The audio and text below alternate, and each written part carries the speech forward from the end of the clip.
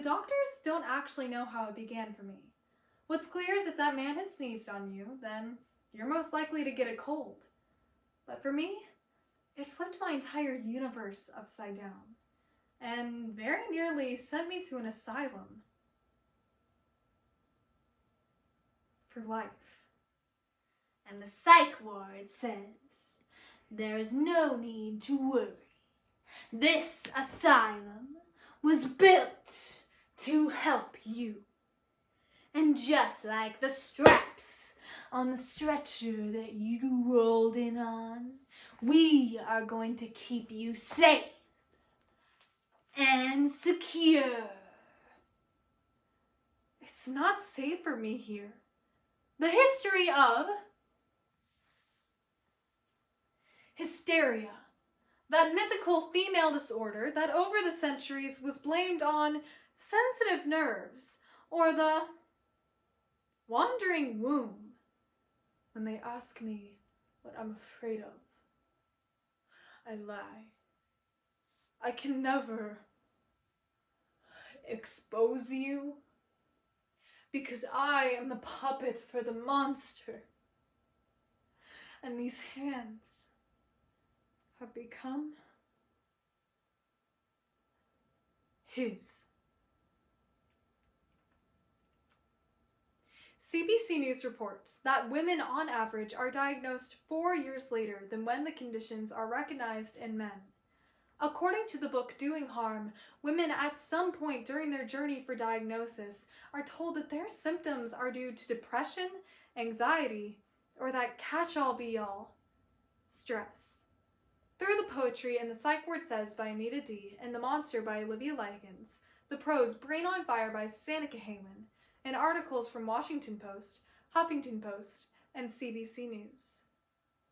It's not all in their heads. A program. Because I will not let healthcare be yet another place where women aren't taken seriously. I was sitting at my desk, working on a story when I noticed this numbness in my right hand. Not to mention my thoughts were running wild from love to guilt to repulsion, and I couldn't keep them straight. I was getting worse by the day, by the hour even, but no one knew what to do. Another doctor said, "There's nothing wrong with you." People with anxiety are often labeled as shy or quiet or that girl who buries bodies in her basement.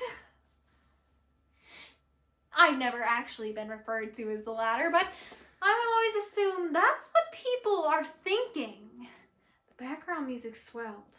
I felt the pulse of the crowd, and I struggled to balance and grew dizzy and queasy, and I couldn't focus on the music. He is a parasite reaching with long sweet limbs through my body, through my arms. He is a little voice inside my head telling me bad things to do to myself. British psychiatrist Elliot Slater warned that too often a label of hysteria allowed doctors to believe that they had solved the mystery, when in fact they usually hadn't. He discovered 9 years later that more than 60% had been found to have an organic neurological disorder. So I go to the doctor. A 10-minute slot to explain it all, and this isn't so bad. But you don't understand. No, you're not severe. I'm just trying to tell you. Just take these antidepressants. These are going to work. Take this leaflet for therapy. And the psych ward says, take advantage of the 5 to 10 minutes you have with the doctors. But understand, he has a list of patients as long as his pay stubs. So you won't be receiving any actual therapy while you're here. I was forced to talk about it since I was about to release a new song, and I tearfully told them how the doctors told me that I was crazy for thinking that I was sick.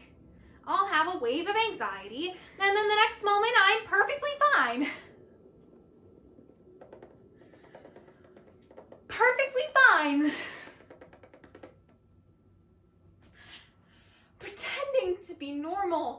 is exhausting. I was with my boyfriend one night. He thought that maybe I was having trouble sleeping, but whenever he turned to face me, I was sitting upright. When he suggested I try to relax, I turned to face him, staring past him like I was possessed. Suddenly, my arm whipped out like a mummy as my eyes rolled back and my body stiffened. You tell me we are one and the same, but the monster's voices won't stop taunting me. I would never tell a young girl that she is unloved or crazy or worthless. Within months, I began to experience recurrent visions of my body toppling over the edge of my apartment building over and over like a film reel on a loop. I had accepted death and could feel that my body was shutting down. And the psych ward says, sit back, enjoy the plastic furniture and coloring books. We have old radios with no antenna, but the static is still loud enough to drown out the sound of the woman screaming. And to be... I woke up in a hospital bed. I felt the thick mesh vest around my waist holding me to the bed. I wrapped my hands around the rails and pulled up, but the strap stayed into my chest. Help! You need to get me out of here! I would never tell her to carve ugly, terrible words into her body, to hold a flame to her skin until she has burnt herself so badly that the pain goes out like a light.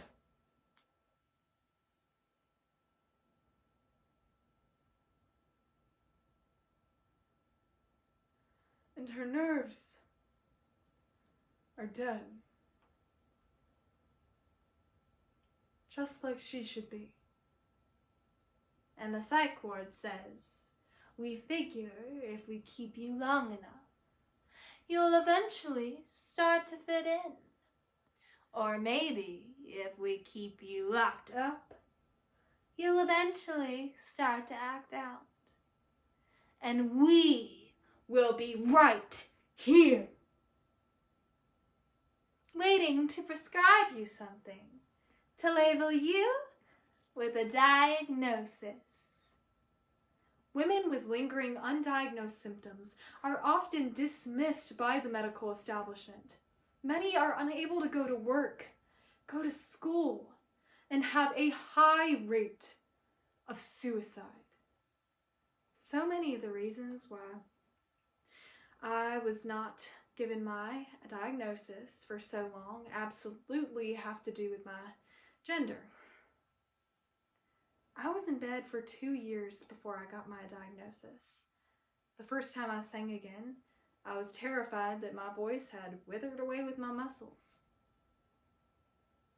But when I opened my mouth, it was still there. After multitudes of negative tests, they finally said her brain is under attack by her own body. I'm one of the lucky ones. I didn't slip through a system that was designed to miss cases just like my own. And the psych ward says, we didn't cause your social anxiety. We only heightened what was already there. We just want to see you reach your full potential as a patient. Remember, we told you this asylum was built to help you. I am not you. This is only a body, and you are only a feeling. But I will survive. And I will love me.